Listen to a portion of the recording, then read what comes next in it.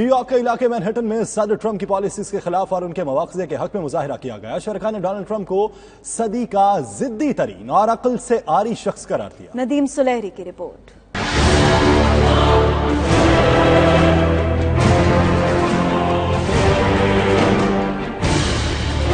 امریکی شہر new York کے علاقے مین ہیوسٹن میں ٹرمپ مخالف ریلی نکالی گئی جس میں سینکڑوں افراد شریک ہوئے۔ ریلی کا آغاز ٹائم سکوائر سے ہوا جو مقررہ راستوں سے ہوتا ہوا یونین سکوائر پر اختتام پذیر ہوا۔ مظاہرین نے ہاتھوں میں پلے کارڈز اٹھا رکھے تھے جن پر صدر ٹرمپ کے خلاف نعرے درج تھے۔ اس موقع پر مظاہرین نے ٹرمپ کو ضدی اور عقل سے عاری شخص قرار دیا۔